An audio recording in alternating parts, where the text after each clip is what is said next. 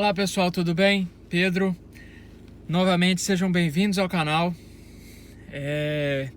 Eu vou comentar aqui um pouco do... Vocês não reparem, né, as imagens, vocês vão ver que o carro não tá limpo, o carro não tá... Com essa questão toda de coronavírus, eu não consigo nem achar lava-jato, né, aberto, né, mas vai ser interessante. Eu vou comentar aqui um pouco do que eu acho desse carro, na convivência com ele, né? Eu comprei esse carro com 56 mil quilômetros, tá? E ele tá agora com 102 mil. Então eu já tenho uma noção boa do que é conviver com esse carro aqui, tá? O consumo, eu tô comentando desse carro pelo seguinte: o meu é a versão básica e eu sempre vejo avaliações das versões mais top, até porque os carros de imprensa são das versões top e normalmente, né, ou então da GTI, que é a versão esportiva, porque, enfim, são essas as versões mais interessantes, né, que o pessoal normalmente gosta mais de ver. Só que o que acontece é o seguinte: vamos supor que você se depara com um carro desse aí na versão básica, de procedência, de alguém que você conheça e tal, e você tem a curiosidade de saber se vale a pena um carro desse na versão básica ou não, né? Então é sobre isso que eu quero comentar. Eu não vou poder comentar tanto, mas que vocês vão conseguir achar com facilidade na internet esses dados aí, é a questão do consumo, porque a versão que eu tenho é diesel. Então eu faço uma média aí entre 22 e 23 km por litro, tá? De média. Mas eu sei que os Golfs vendidos aí no Brasil, eles são bem econômicos, né? Porque eles têm a opção do 1.0 turbo, 1.4 turbo e a versão 1.6 aspirada, né? Isso falando-se de Golf, né? E não considerando o GTI, que é 2.0 turbo no caso. De versões mais assim, vamos dizer, baratas, né, do carro, né, em tese, né, porque a gente sabe que não é um carro barato, mesmo usado, né. As versões aí mais baratas vão ser aquelas com, acredito eu, com câmbio DSG de 7 marchas, porque é um câmbio que deu muito problema, né. Infelizmente a gente sabe aí que a mecatrônica dele é frágil e realmente é um custo alto para se reparar, né? E o outro detalhe, outro calcanhar de Aquiles que eu diria seria os bicos, né? Que caso vocês precisem trocar, não são baratos também, tá? Os bicos ali da injeção direta. Mas é aquela coisa, às vezes você tá vendo um carro que já teve esses bicos trocados, enfim, você tem um histórico bacana, então isso aí já pode ser um ponto positivo, talvez, né? Um ponto que você pode desconsiderar, vamos dizer assim, tá? Mas vamos lá, o que eu acho bacana desse carro, o principal, eu vou começar pelo principal, que é o seguinte: segurança, tá? Esse carro aqui, qualquer que seja a versão dele, ele vai ter airbag frontal, lateral e de cortina. Então, se você pensa num carro aí para família e tudo, você vai estar muito bem servido nesse carro aqui. Não só por isso, tá? A qualidade de construção desse carro é algo acima da média, tá? Ele tem as soldas a laser e ele teve 5 estrelas no teste de colisão europeu, tá? Ganhou 5 estrelas no teste de colisão europeu, coisa que infelizmente a gente sabe, os rivais, vamos dizer assim, da mesma faixa de preço, né, japoneses, eles nunca priorizaram, né? A gente vê normalmente Civic, Corolla aí com no máximo aí airbag frontal e lateral, sem airbag de cortina, né? Nessas versões aí, nas versões um pouco mais, não digo nas atuais, mas assim, com carros com alguns anos de uso, como é o caso desse aqui, tá? Eu tô fazendo esse aqui é um 2015, né? A propósito. E ele já tinha tudo isso, e eu sei que todos os Golfs que foram vendidos no Brasil desde 2013 ali, eles já tinham todos esses itens de segurança, já tinha toda essa qualidade de construção a laser e tal, de soldas a laser. Então, assim, isso é um ponto muito positivo. Todos eles já tinham ISOFIX, assim como esse aqui tem, qualquer versão, desde o básico, tá? Controle de tração, controle de estabilidade, ABS.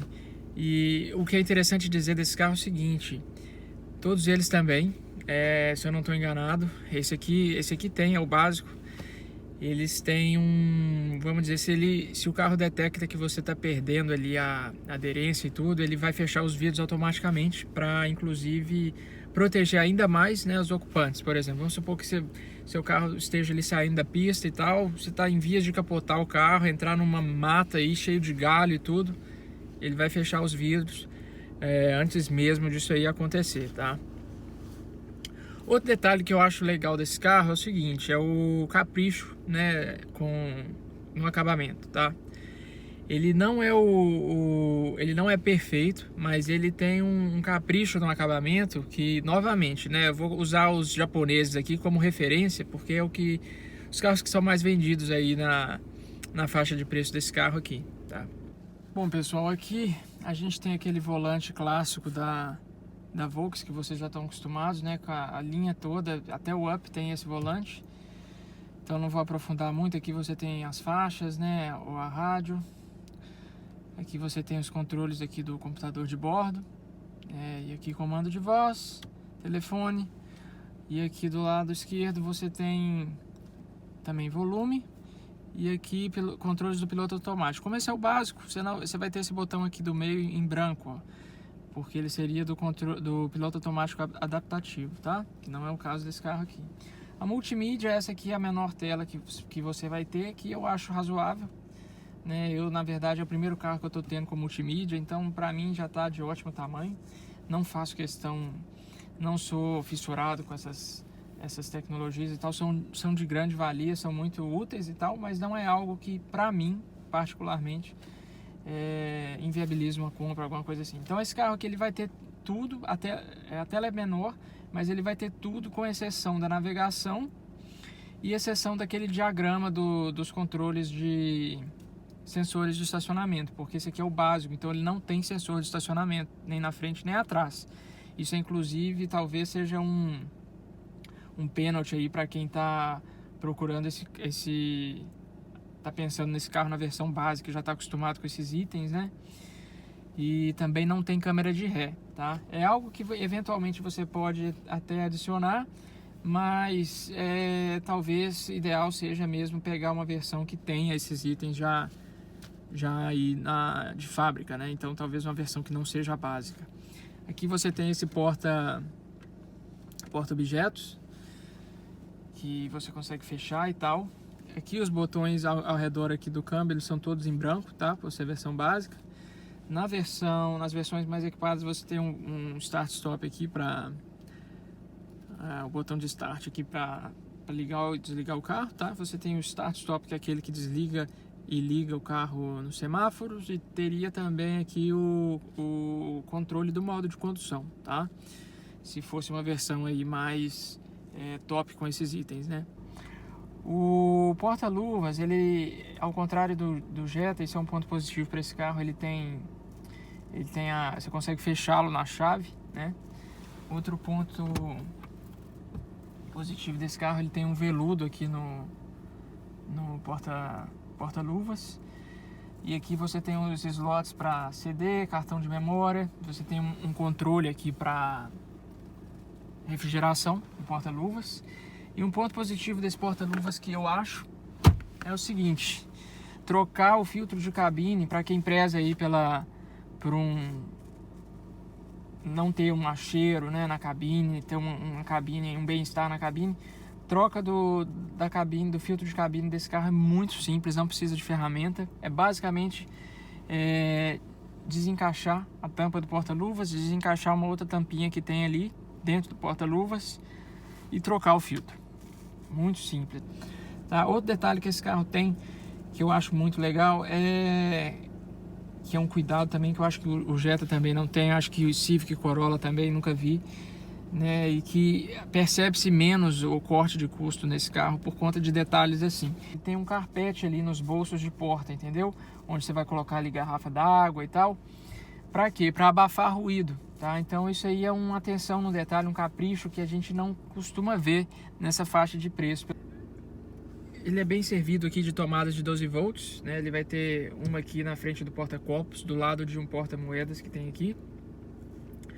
E ele vai ter um outro dentro do console central aqui, tá? Um console central que tem um ajuste aqui, inclusive de altura, né? E de profundidade também. Esse aqui, como ele é um mexicano, e assim como o brasileiro que eventualmente vocês tiveram também, tanto o mexicano quanto o brasileiro, ele tem o console aqui, na verdade, é simplificado um pouco, né? Ele não tem aquela tampinha aqui dos porta-copos e ele não tem o freio de mão eletrônico, ele tem o freio de mão convencional, né? Tanto o mexicano quanto o brasileiro.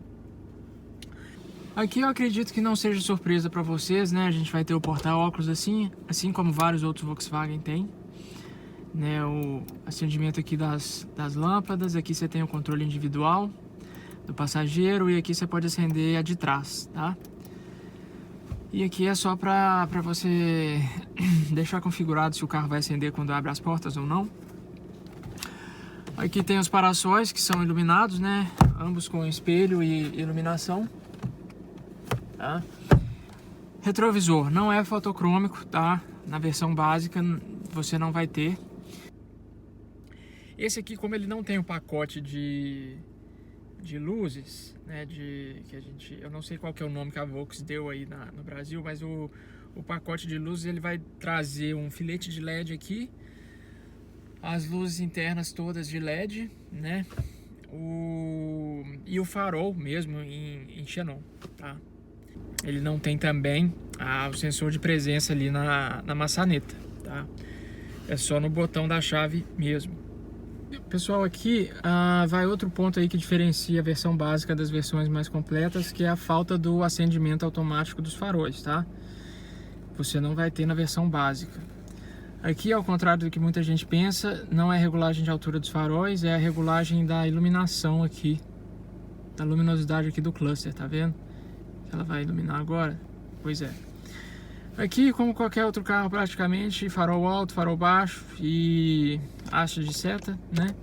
Controles aqui do travamento e destravamento das portas, aqui controle do retrovisor elétrico e aqui a função aqui embaixo a função do desembaçador, que eu particularmente acho muito útil aqui, principalmente aqui, porque às vezes a gente está com o retrovisor ali coberto de gelo ou neve e ele vai tanto derreter isso daí como vai desembaçar, caso esteja embaçado também, tá ok?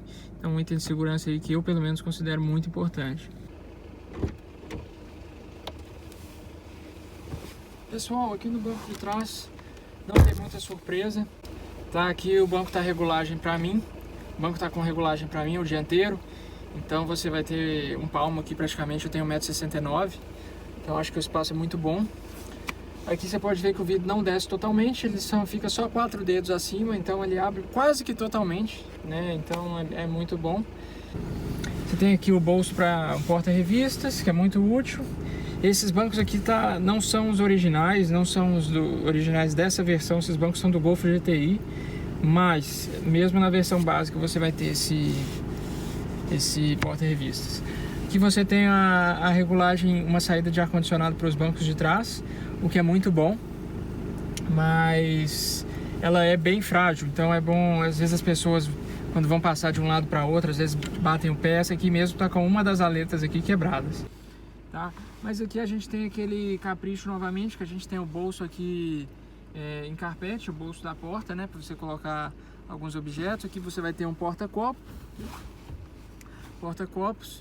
né, e você vai ter um acesso aqui também ao porta-malas, né? Eles chamam aqui até de uma passagem para esquis, né? Porque você consegue colocar um esqui ou algum outro item grande aqui sem nenhuma dificuldade, né? É super simples, você só fecha e tá tudo certo. Agora um pênalti, na verdade não é nenhum pênalti, um detalhe que eu acho que esse carro aqui perde em relação ao europeu é o seguinte: a gente tem um encosto de cabeça aqui dos lados simplificado. Tá vendo que esse daqui é como se fosse uma vírgula, ele fica praticamente na mesma altura aqui do assento, do encosto, na verdade. Então aqui não. E essa coluna aqui do carro, a coluna C, ela é muito larga. Essa na verdade uma assinatura do Golf, né? Ter essa coluna ser bem larga. E em conjunção com esse apoio de cabeça aqui grande, ele acaba eu acabo tendo um pouquinho de dificuldade de visibilidade na hora que eu vou na hora que eu vou manobrar e tal. E a versão europeia, ela tem os 3 apoios de cabeça, como esse aqui, tá? Então, assim, as primeiras versões que chegaram ao Brasil, inclusive, tem esses 3 apoios de cabeça mais baixinhos aqui, que você consegue ter uma visibilidade melhor. O único defeito que eu vejo aqui, o túnel aqui é muito, mas muito alto. Pessoal, aqui a gente vai ter o porta-malas, que é um tamanho razoável, né? Não é nenhum expoente aí na categoria, mas de um tamanho muito bom. Ele vai ter 2 níveis, assim como algumas versões do App tem, né? Você pode colocar o assoalho aqui do porta-malas numa posição mais alta, que vem daqui até aqui. E mesmo com o step de uso temporário, porque ele é mais fino, né? Você consegue colocar também nessa posição mais baixa, que é a que está aqui, tá? Essa rede também não é de série, mas você já vem com os pontos de ancoragem aqui. Isso é até interessante, que esse é o primeiro carro que eu tenho com isso. Eu sempre quis ter esses pontos de ancoragem para ter a redinha, porque ela é muito, muito prática, né? Então esse carro acabou sendo o primeiro que eu tive também com isso, e é muito legal, acho muito útil. Aqui você vai ter um bolso, né, aqui do lado do porta-malas, você tem dos 2 lados. Aqui tem uma tomada de 12 volts também. Aqui alguns ganchos, né, para sacolas e tal, ok? Eu acredito que muita gente já deve ter se perguntado aqui qual que é a função, que parece que falta algo aqui, né, na tampa do porta-malas. Qual que seria a função dessa tampa aqui, né, no caso. Essa tampa aqui, ela serve para prender, para segurar o triângulo original da Volkswagen. Você pode encaixar ele aqui, e aí você fecha e trava ele aqui para ele não ficar solto, fazendo barulho aí no porta-malas do carro, ok? Uma curiosidade aí para vocês. Pessoal, aqui são as regulagens dos bancos, tá? Tanto passageiro quanto motorista, as regulagens são as mesmas. E mesmo na versão básica você vai ter essas regulagens. Aqui seria a regulagem de altura. Aqui é a regulagem do encosto, como vocês estão vendo aí. E aqui a regulagem da lombar, tá? Então é interessante que os 2 bancos têm todas essas regulagens, tá? Que principalmente a lombar ajuda muito aí quando você passa aí várias horas dentro do carro, entendeu? Pessoal, vocês até me desculpem, eu tive que interromper um pouquinho a gravação, porque os supermercados estão fechando mais cedo aqui, né, por conta dessa situação toda. Tive que fazer uma comprinha, mas eu esqueci de comentar, tanto a mesma versão básica, ele tem um ajuste telescópico aqui do volante, tá? Tanto a altura quanto profundidade. E como eu disse, esse carro aqui tá com 102 mil quilômetros, né? Eu tô com ele desde os 56, tá? E ao contrário do que as pessoas pensam, o asfalto aqui no Canadá não é bom, tá? Por conta da neve, o asfalto, principalmente nos centros mais antigos e tudo, o asfalto já foi refeito milhares de vezes, então ele é muito ruim, tá? Eu diria que o asfalto aqui não tá à frente do Brasil não, tá? Né? Mas no geral ele é um carro que me chama atenção nesse sentido de construção, chama atenção na segurança, né? Por conta de todos aqueles dispositivos que eu comentei com vocês, Isofix e tudo mais. Agora a questão é a seguinte: mecânica, nunca tive que trocar assim de powertrain, de suspensão, questão de câmbio ou motor, nunca tive que trocar nada, só faço as trocas de óleo nos intervalos, são de 15 em 15 mil para esse carro aqui. Abasteço, calibro, só isso. Até o momento, felizmente só isso, não tive ainda nenhuma outra surpresa, tá? Então assim, se eu compraria esse carro na versão básica de novo, se vocês me perguntassem, sem dúvida alguma, compraria sim, tá? É um carro que me atende perfeitamente, mas eu entendo que possa não atender todos, né? Isso aí, cada um teve uma vivência aí com carros e tal diferente, e cada um tem seu nível de exigência diferente, né? Mas para mim é muito mais do que suficiente, eu estou muito satisfeito com o carro, principalmente se ele continuar do jeito que ele está, sem me dar maiores dores de cabeça, entendeu? E continuando com esse... E o fato de ser um carro muito seguro, o fato de ser um carro absolutamente econômico, né? No meu caso, que é diesel.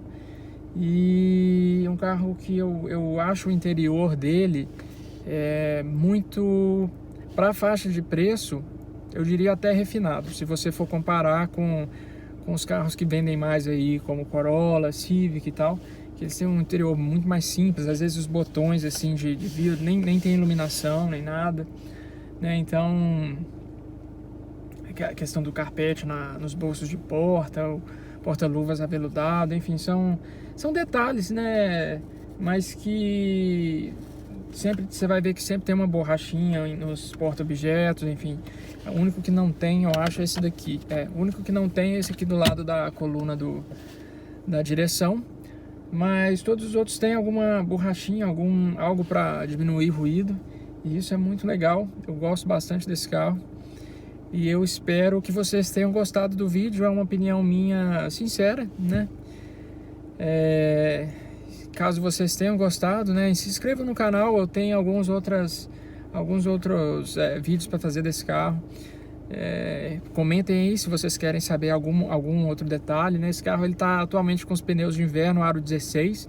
Ele vinha com aro 15, tá? 195/65/15, se eu não estou enganado.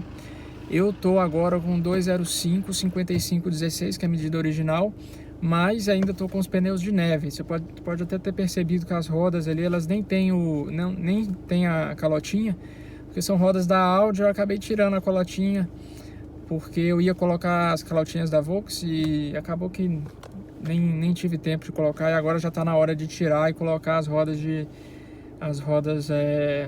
de verão, né? E é isso, pessoal. Um abraço para todos vocês, né? Cliquem no joinha, porque ajuda muito a gente. Se vocês tiverem gostado do vídeo, inscrevam-se e cliquem no sininho para saber dos próximos, né? Um abraço para todos vocês e até o próximo vídeo. Até mais!